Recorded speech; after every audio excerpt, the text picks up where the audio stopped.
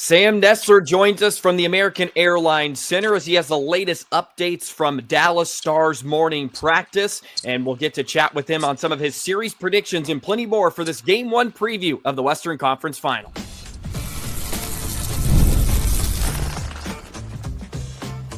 You're Locked On Stars, your daily podcast on the Dallas Stars, part of the Locked On Podcast Network, your team every day. Howdy, Stars fans. I'm Joey Erickson, former producer of 105 Through the Fan. Please be sure to subscribe. We are free and available wherever you get your podcasts and on YouTube. And as always, thank you so much for making us a part of your day and making us your first listen. Sam Nestler is here once again, of course, part of DLLS Stars. Thank you so much for joining us today from the beautiful American Airlines Center ahead of Game 1 tonight. First off, Sam, how special or how cool is it that the Stars are back in the Western Conference Final for the third straight season and now this rematch against the Oilers? Yeah, Jason Robertson just said it today. He started to say, it doesn't come around often. And then he said, well, we've been here 3 years in a row. So Yeah. It comes around often. But you're right. I mean, I said it to someone the other day. I was like, look, this team looks like they're set up for the future. They look like they're going to be a cup contender for quite a while. But you don't know that. The NHL is one of those leagues that all of a sudden you could drop off and you could not be back here for 5 years. So it's very cool that they're here for a third straight year, but the focus around here is not on being here, right? It's about finally getting past that for the first time since 2020 and getting to that next round. So it's going to be fun.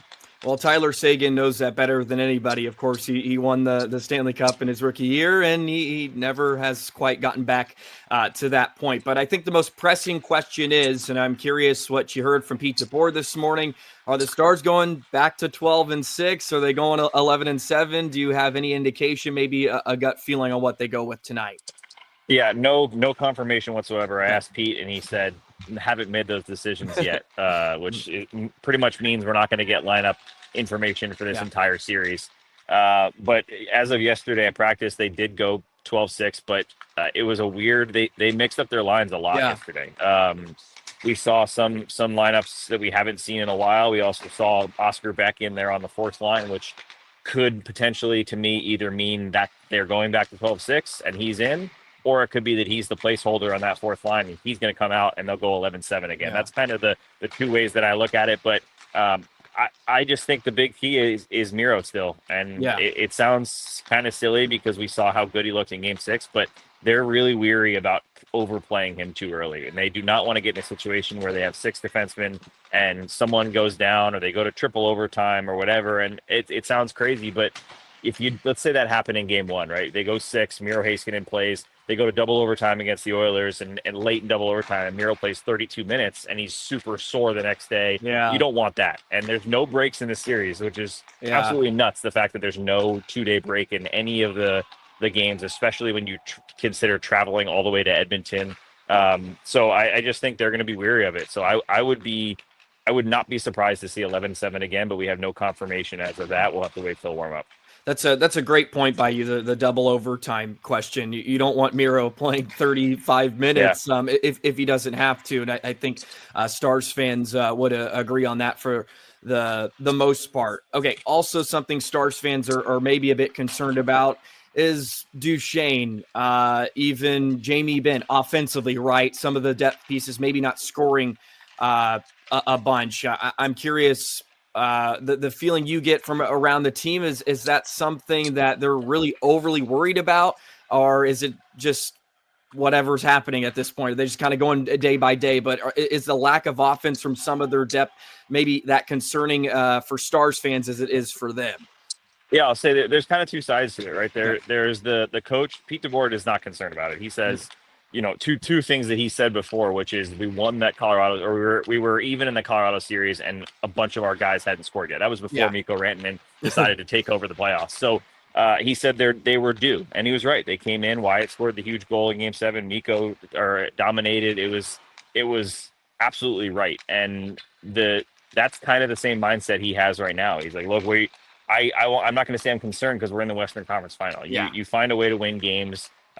But on the flip side of that, they understand that you're probably going to need some 5-on-5 scoring in this series. You got 2 special teams that are probably going to be a wash just feels that way unless someone goes on one of those runs that they went on last year when they went 0-14, which we hope is not the case. But to me, it just feels like it's going to be a wash in the special teams area. So the 5-on-5 is really going to be key. And for Dallas, it's kind of a test of depth here. The Edmonton Oilers are a much deeper team than they were last year. So if you look at, let's say, the top 6 and you kind of cancel those 2 out, who of that bottom 6, I'm saying with air quotes because it's just ridiculous who their bottom 6 is, but who of the Jason Robertson, Mason Marchment, Tyler Seguin, Matt Duchene is going to come up with 3 goals in this series, is going to come up with a 2-goal night when they need it. And that, I think it's going to be important. I think that they got this far without those guys really producing. They've been, and not to say they've been bad players, they've been pretty good analytically. They've been good in other areas of the game, but this feels like the time when they're going to have to score. And Jason Robertson spoke this morning and he said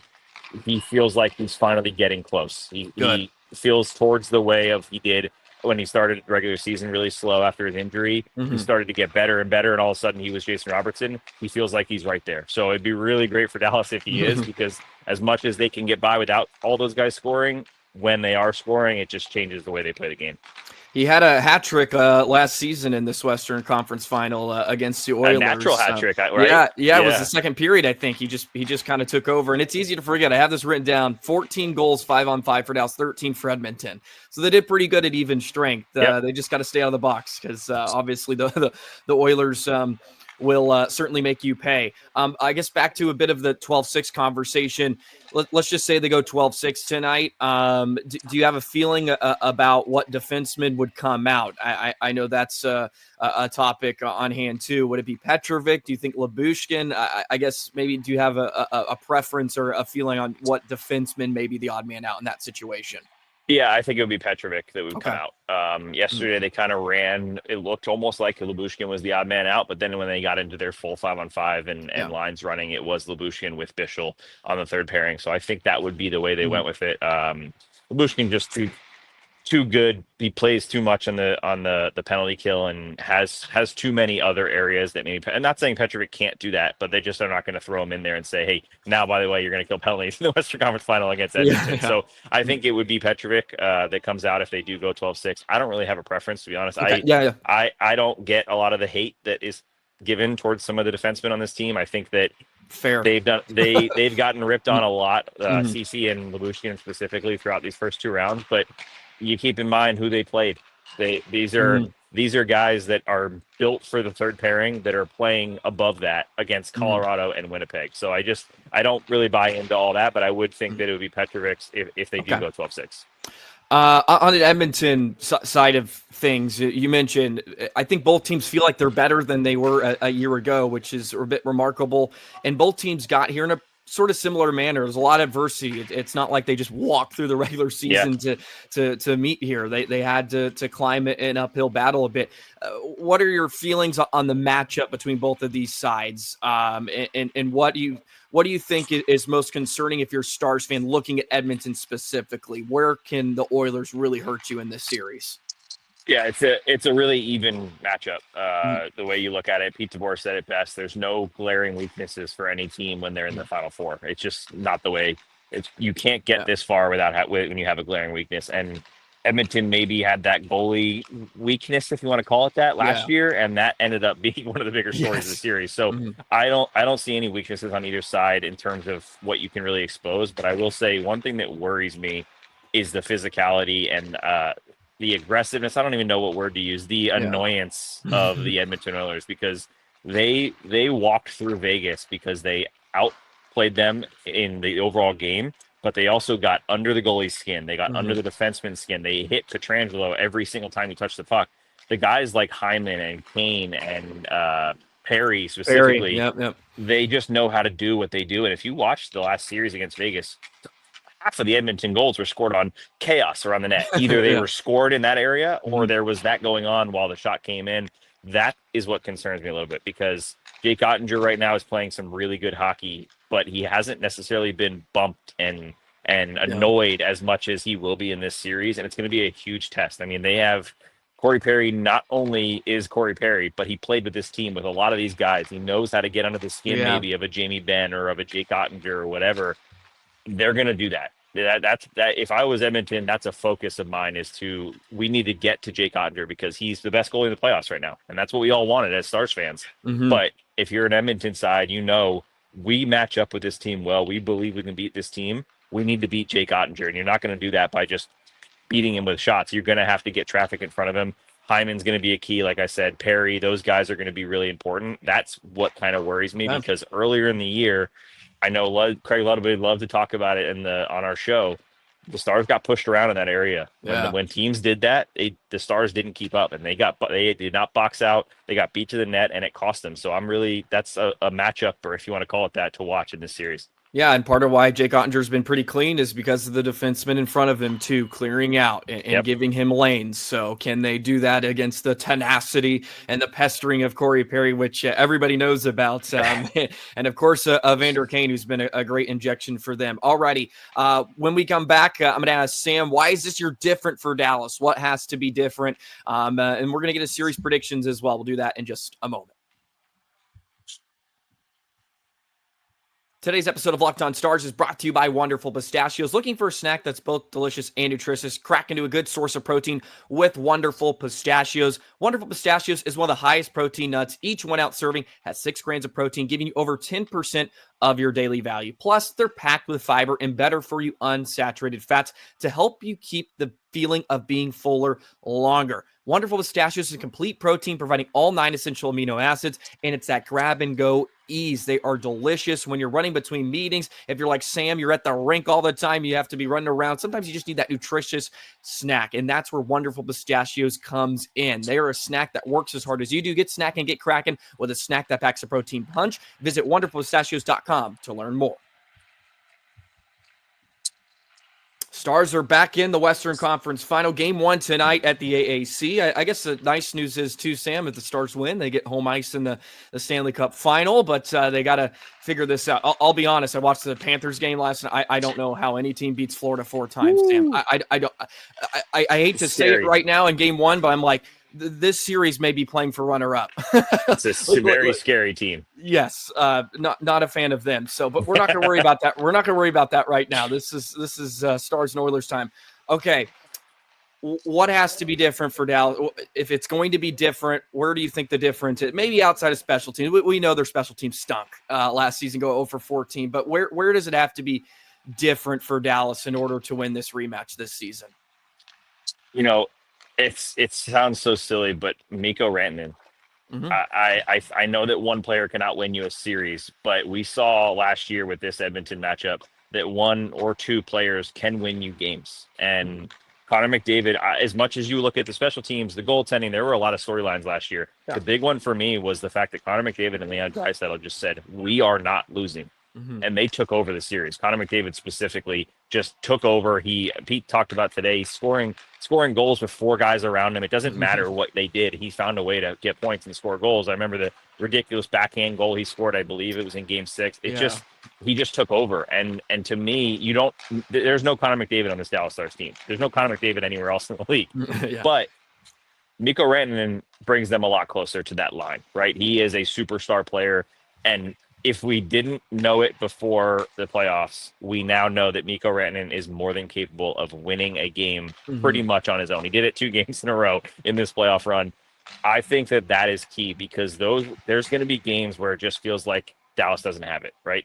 And you're not creating as much. You're not like the games in Winnipeg, a perfect example. That's when Mikko Rantanen needs to just say, I'm going to score a goal. I'm going to find a way to score a goal and put us in this game, put us ahead, whatever the situation is. And I think that having the superstar is a big deal in this series because they have 2 of them on the other side. And I just think that brings it a little bit more even on that level where, McDavid might steal a game, but Rantanen might steal one right back. And that could be the difference because this is razor thin in this series. I expect it to go 6, if not 7. And I think that anytime you find a way to steal a game, that's going to be huge. And I think Mikko Rantanen can do that for him.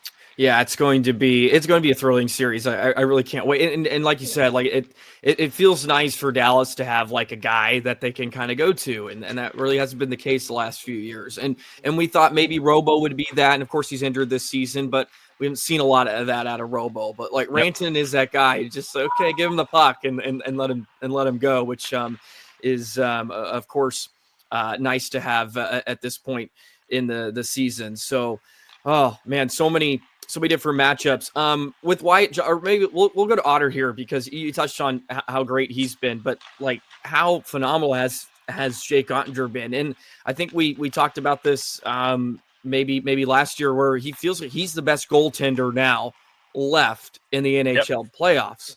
Can he get it done? But just speak about how fantastic Otter has been. And I think maybe he went in that Winnipeg series we talked about. I think he went in with a chip in the shoulder with the U.S. backup stuff. And he proved like he's ready to be that guy. Yeah, he's dialed in. And it's not just that he's playing well, it's that he looks confident. He's tracking the play super well. I think Sean Shapiro talked about it. Hunter Hellebuck's known as the best play tracker, play reader in the NHL. Jake outdid him in that category in the series second round. So that's the key, because you're playing a team that likes to make some passes and play with some speed and move the puck a little bit. It's going to be really key for Jake to be able to track plays, especially with the traffic we were just talking about in front. I mean, if the only way you get by all that traffic is by tracking the play behind it, right? If you're getting caught up in all that in front of you, you're not tracking the passes that are going across the face, and all of a sudden Leon Draisaitl is scoring from the goal line on you on the left side. So I think that's going to be huge for Jake to track the pucks. But for me, he just looks like a different goalie. He just looks fully confident. He looks like he's ready to take that next step. But here's the test, right? You said he came in with a chip on his shoulder.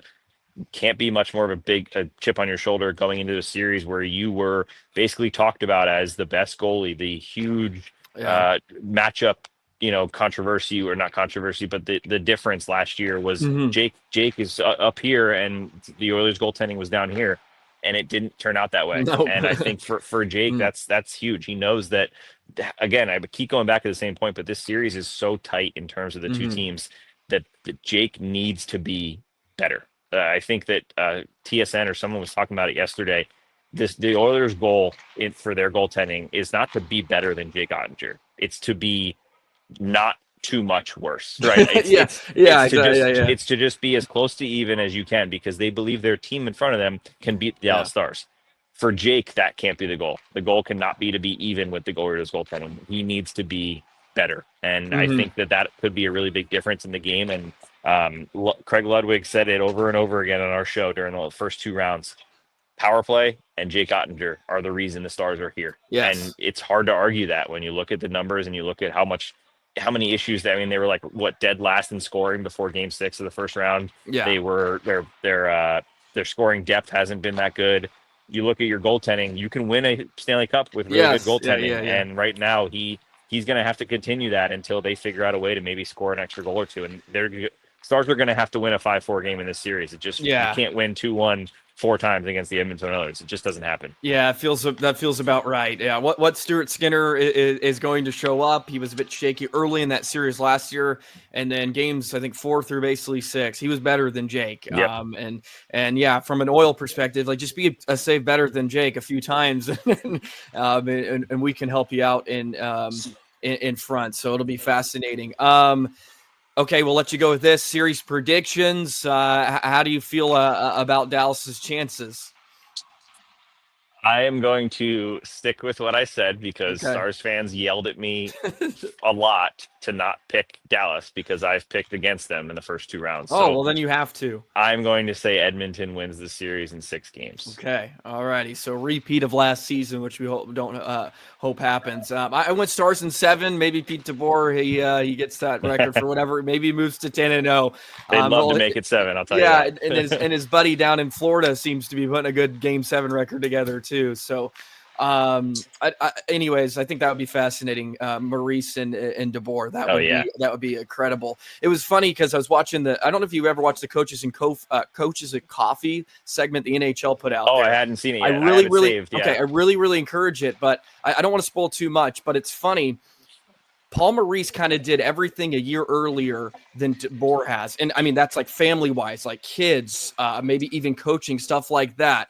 And so now I get these funny feelings. Well, he won a cup the year before Pete DeBoer. So the symmetry, but I really really encourage you to watch it because it's really fascinating. I'm like, oh my God, this is the year. This is the year. I'm sitting there. That's it. Yeah, exactly. Alrighty, Sam. Thank you so much for taking some time at the beautiful AAC. Enjoy game one tonight.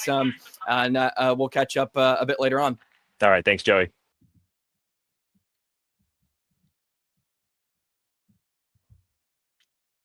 Thank you so much to Sam Nestler for joining me today once again, of course, of DLLS Stars. Always a pleasure to chat with him. And thank you for joining us on Locked On Stars, part of Locked On Podcast Network, your team every single day. So just wanted to touch on a few more things before we get you set and prepared for game one of the Western Conference Final. Of course, this has been a bugaboo in years past for the Stars, but they won their game one against Winnipeg, and we'll see if they can make it 2 in a row here. And special teams has, of course, been a big conversation. And Pete DeBoer said what he can learn from last year's series this morning: don't go 0 for 14 on the power play. Special teams decided the series, and we can certainly all agree on that. Special teams is always big. Stars have one of the best penalty kills remaining, and they have the best power play remaining of all the teams left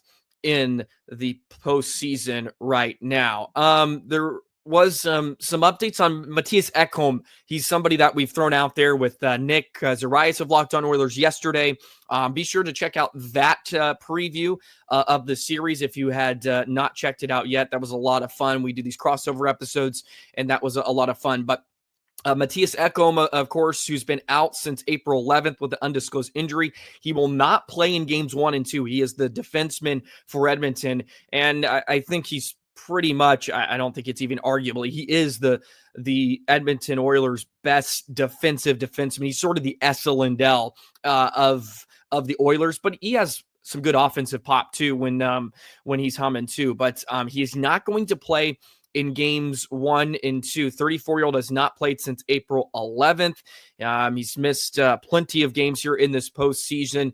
They thought he was going to be out for the entire postseason, but it looks like that he may come back. He's not expected to play in the first 2 games of the series. Chris Knobloch said uncertain if the veteran would travel with the team anyways. But who stepped up for Matthias Ekholm has been Brett Kulak. And some Stars fans remember Kulak from last season. He's very underrated, very, very solid defenseman. He's playing over 24 minutes of a time on ice so far in the postseason. That third pair of Wallman and Klingberg is somewhere where the Stars may be able to win some of those matchups. And I talked with Nick about Klingberg and Wallman specifically, because those were 2 pickups for the Oilers throughout the season, sort of deadline acquisitions that weren't very sexy, but they've been very effective. I guess you could sort of make the comparison with Lyubushkin and Ceci, where it's not the most sexy signings, but they've been rather effective for Dallas. And Klingberg and Wallman have seemed to be pretty effective for the Oilers. But Nick did say he does not believe maybe it's as sustainable as what I watched in the Vegas series. I just watched a handful of games, and I'm watching Klingberg like, my goodness, he looks like he was in Dallas a few years ago. So the Stars can maybe put some pressure on those defensemen, that third pair, Wallman and Klingberg, although Wallman has been superb and has been really, really good. But Brett Kulak has stepped up, playing over 24 minutes of ice time, as I said, and has been really, really dang good. So it'll be rather intriguing to see how the Stars try to get after this Oilers defense, because Stuart Skinner was excellent last season in the series, especially games 4 through 6. Can the Stars get after him? Can they make him feel uncomfortable? And if you recall in that series last year, I think it was game 4 when Dallas ended up losing. Edmonton came back, but the Stars were up 2-0 early in that game, I believe, and they didn't test Skinner the rest of the way. They had Skinner on the ropes, and they could have knocked him out of the game with a goal, maybe one more goal in the contest, and knocked him out. And then the Oilers don't know where they're going next in between the pipes. But the Stars failed to test him. And we saw that a bit against Hellebuck too. And that's why I think this will be such a key part of the series. When Skinner is a bit shaky. Can the Stars test him enough? Can the Stars force him to be the difference? Can they force him to make saves? Because we've seen where Dallas will go through these stretches, they're not being liberal enough with some of their opportunities in putting pucks on net and funneling in front. And the Stars are going to have to win some of those net front battles. As Sam just talked with us earlier about, a lot of the Oilers' goals have been out of chaos because they're getting to the net. They're getting in front of the opposition goaltender's eyes. They're creating chaos in front, and they're finding ways to jam away. Look at the goal they scored in Game 5 to win. Just complete mess, and Kapanen is able to poke it home. So that feels like it's going to be a very, very, very key for tonight and for the rest of this series, how Dallas goes about trying to test Skinner. Because Skinner, he looked better in the series against Vegas, of course, late. But in that first series, he got pulled a few times against LA. Can the Stars make him uncomfortable and more uncomfortable than Otter the rest of the way? That'll be a certain key tonight for Dallas in Game 1. But hopefully they use the crowd to their advantage tonight. Stars need to come out hot, come out with a good start, which they've actually been fairly decent against. But scoring first feels big, and it's always big. But Dallas has won a lot of games this postseason without scoring first a lot of times. When they've had good starts, they still seem to not capitalize. They're going to need to do that against Edmonton because the Oilers can score at an alarming rate. Like, they score a lot. And as Sam said, you're going to have to win some of these 5-4, 4-3, 6-5 games. Can they do that? You got to have to score first. Play ahead. Force Edmonton to play from behind and not trying to play catch up. It's a tough way to live, even with Skinner in net, because Edmonton wants to play fast and they want to play physical brand, and they can do that when they're up and they're not chasing. So that will be something to keep an eye out for tonight in Game 1. Going to be an absolute blast. It's a 7 o'clock puck drop. It is on ESPN. The Stars have been great on ESPN for any of you that care about those numbers. They did win a game on TNT against Winnipeg, but ESPN has been their bread and butter. Not that means anything, but should be a great one tonight. We haven't really touched on Draisaitl and McDavid. Let's not get it twisted. I know we talked about a lot of the depth of Edmonton, but McDavid has 17 points. Draisaitl has 5 goals. They still do a large part of the lifting offensively, but it is those depth pieces that have propelled Edmonton to where they are for the second straight season, and they beat a pretty decent Vegas team in 5 games. That's no easy task. So should be a thrilling one tonight. It's going to be a lot of fun. We'll be back later tonight to break down the Game 1.